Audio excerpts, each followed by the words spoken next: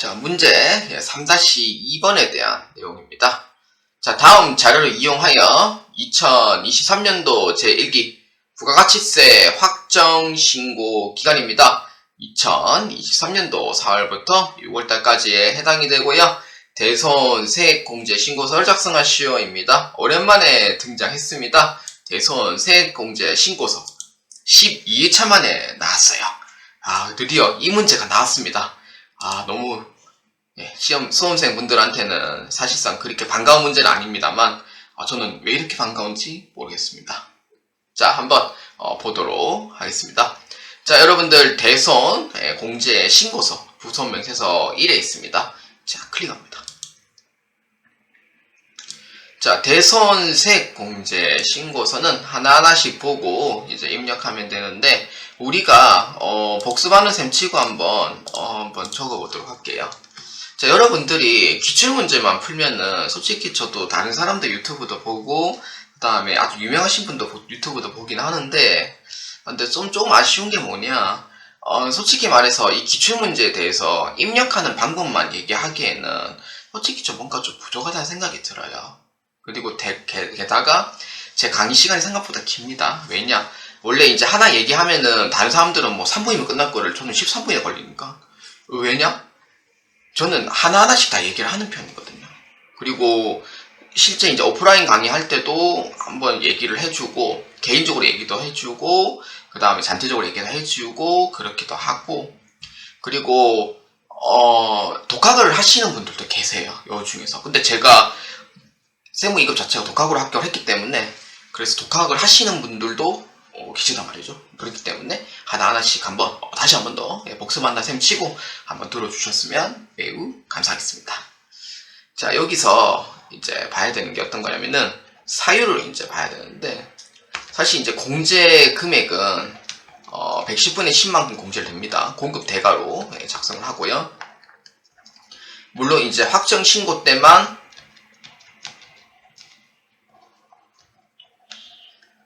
가능합니다. 그런 부분이 좀 가능한 부분이고, 자, 그리고 사유는 총 6가지 있습니다. 첫 번째, 사망실종입니다. 사망실종은 당연히 이제 채무자가 사망을 하시거나 실종을 하신 경우 대손세 공제가 가능합니다. 이런 경우가 제조업에 있을 때 진짜 비일비재하게 나오고 1년에 한 2-3번 정도는 저는 경험해 본 적이 있습니다. 실제로 진짜 채무자분께서 사망을 하시는 경우도 있고, 근데 실종이라는 부분은 사실 뭐 밀항을 했다든지 아니면은 어디 숨어 지낸다든지 그런 경우가 실종을 한 경우가 있긴 있어요. 그래서 그런 경우가 진짜로 생기고요. 사망 실종인 경우 공제가 된다, 이렇게 보시면 되고, 두 번째는 이제 어떤 거냐면 형집행이에요. 특히 채무자분들께서 이제 재산 압류가 들어오고 그 다음 재산 다 빼돌리고 나는 차라리 그냥 감옥 가겠습니다 라는 분도 계세요. 진짜로 그런 상황이 저도 경험해 본 적 있기 때문에 진짜로 있어요. 그렇기 때문에 그때는 형 다 집행 나오고 나서는 소멸시효 완성도 들어가거든요. 그렇기 때문에 안 돼요. 공제 대상이, 그러니까 돈을 못 받아야 아예 돈을 못 받기 때문에 형 집행은 그렇게 돈 못 받는 게 확신되거든요. 그래서 형 집행 시가야 합니다. 예를 들어서 뭐 징역 한 20년에 처한다, 뭐 이런 이제 판결물 있잖아요. 그런 게 판결물이 이제 필요한 거고, 사망 실종인 경우에는 실무적으로 어떤 거 필요하냐면은 사망 신고서가 필요로 합니다. 그 다음에 실종 같은 경우 실종을 했다는 증명서가 필요하고, 근데 과연 유족분들이 사망 신고서를 드릴까? 저는 안 준다고 봅니다. 저는. 왜냐? 세무자 입장에서는 아빠를 괴롭힌 사람으로 인식을 많이 받거든요. 그렇다 보니까 사망 신고서 달라 해도 안 줍니다. 그리고 돈 받으러 오는 사람으로 인식하기 때문에 더더욱 경계를 하기 때문에 본인한테도 안 좋은 일이 생겨버려요. 그렇다 보니까 사망 신고서는 웬만하면 못 받습니다. 못 받는 쪽으로 보시면 되고, 그리고 달라고 하지도 않아요. 게다가 상대방 회사에서는. 근데 그런 진짜 본인이 지인아닌 이상은 우리 회사에 참 유명하신 분이었는데 참 너무 안타깝습니다. 저희도 돈을 못 받는 거는 둘째 치고 이분이 너무 많은 과로로 인하여 참 어쩔 수 없는 극단적인 선택을 해가 이럽니다. 그런 상황에서 좋게 얘기하면은 유족분들도 사실 좀 많이 슬퍼하지만 그 슬픔을 나눠 가진다는 가정하에 사망신고서를 요청을 한다면 줄 수는 있습니다. 그런데 그 사람이 하기 나름이겠죠. 당연히. 안 받는 분도 있고 받으려고 하신 분도 계시고 그런 경우가 있습니다. 사실 좋은 뜻을 얘기한 건 아니지만 그래도 대손은 좋은 현상은 아니에요. 왜냐? 채권자에 있어서도 그 사람의 삶이 있고 생계를 유지해야 될 가족들이 있기 때문에 그렇습니다. 저는 이런 상황은 사실 좋게 보지는 않는 편입니다. 저는. 세 번째는 부도입니다. 부도가 가장 중요합니다. 부도는 반드시 부도 발생일로부터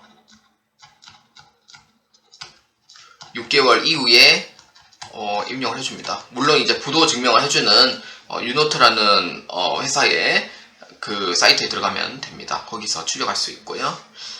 부도인 경우에는 반드시 같은 기소에서는 공제를 못 받습니다. 그렇기 때문에 다른 기수, 그러니까 1기에서 발생해서 2기로 신고했을 때는 가능하지만 1기에 발생해가 1기 쪽으로 신고하는 것은 안 돼요. 그래서 같은 기수는 안 되고 기수가 다를 때만 부도인 경우에는 해당이 됩니다. 이거는 이제 부도 확인서가 필요합니다. 네 번째인 경우에는 어떤 거냐면은 소멸시효 완성. 소멸시효 완성은 뭐냐면은 그 공소시효 완성이랑 거의 똑같다고 보시면 돼요. 돈을 내가 일정 기간이 지나면은 더 이상 받으러 갈 수 있는 행세를 못하게 돼 있습니다. 그렇기 때문에 소멸시효 완성이 존재를 하고요. 소멸시효 완성은 사실상 증빙이 없어요. 그래서 세무공무원한테 소멸시효 완성됐는데 증빙 자체가 없거든요. 그리고 법령상도 증빙 자체가 없는 걸로 봐요. 그럴 때는 어떻게 해야 되냐? 사실상 공제 못 받는다고 보는 게 사실상 맞아요. 객관적인 증명이 없기 때문에.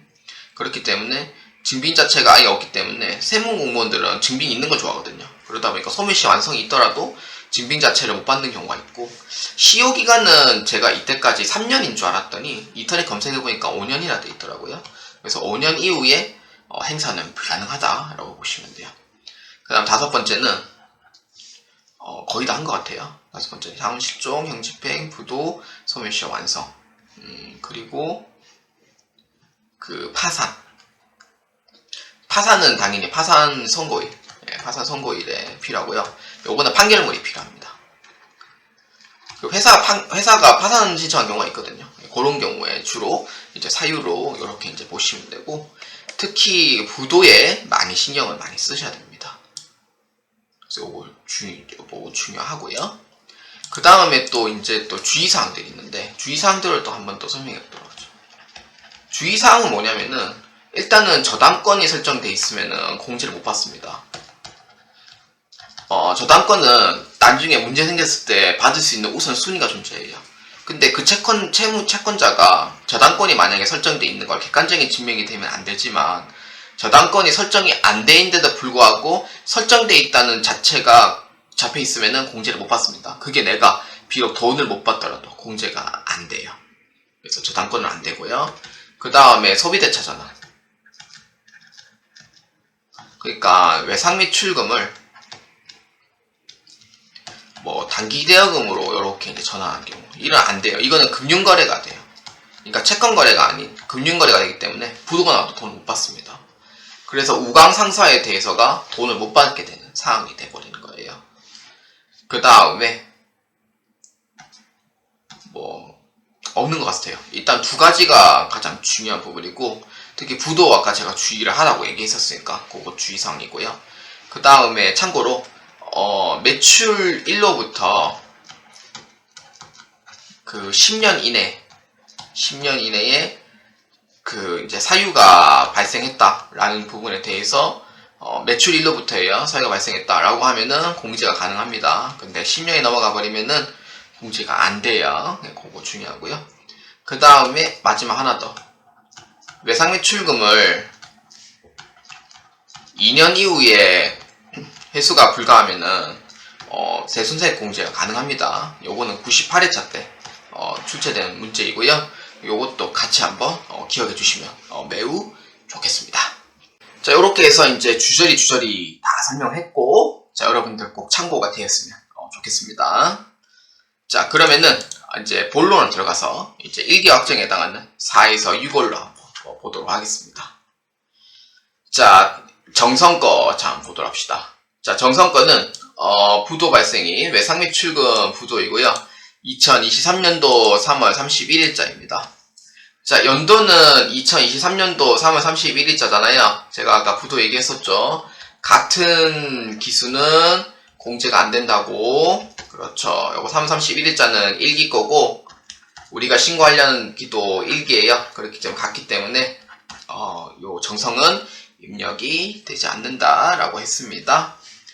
자, 그 다음 수성 거입니다. 수성은 바드럼이고요. 부도 발생일이 2022년도 11월 1일입니다. 그래서 부도가 발생한 날은 2기이고요. 그 다음에 신고하는 날은 1기이기 때문에 기수가 다른 경우에는 부도가 입력이 됩니다. 그렇기 때문에 11월 1일에 부도가 됐으니까 12월 1월, 2월, 3월, 4월, 5월 2일로 잡아줍니다. 부도는 무조건 6개월 이후에 작성하도록 되어 있으니까 날짜는 5월 2일로 잡아주면 되고요. 자, 대선 확정일은 당초 공급일을 제가 안 했네요. 대선 확정일은 2023년도 5월 2일입니다. 자, 금액은 770만원입니다. 거래처는 수성입니다. 사유는 뭐예요? 그렇죠. 5번으로 해주면 됩니다. 자, 그 다음에 금성입니다. 자, 외상맥 출금 소멸시효 완성입니다. 2020년 5월 10일에 되고요. 2023년 5월 11일에 되어 있더라고요. 대선 금액은 550만원으로 보면 됩니다. 자, 거래처는 금성입니다. 자금성은 오늘, 오늘도 짜장면이 생각나네. 자금성을 또 보게 됐네요. 자, 금성 주식회사고요. 사유는 소멸시효 완성입니다. 자, 그 다음에 우광상 사건은 입력이 안 된다고 했어요. 금융거래라서 입력이 안 된다라고 제가 얘기한 바가 있습니다. 예, 안 되는 거고. 매출 채권은 공급 대가의 50%만큼 5월 10일에 회수했답니다. 자, 일단 당초 공급일은 2022년도 1월 5일이고요.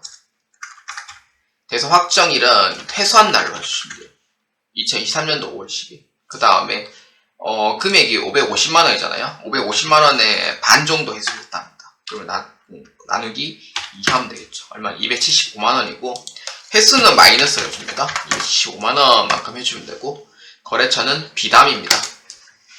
자, 사유는 뭐냐면은 대손세액 공제 일부 회수라 하겠습니다.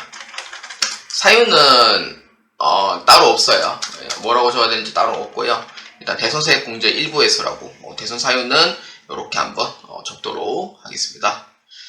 자, 이렇게 이제 적어주시면은 4점이 되겠습니다.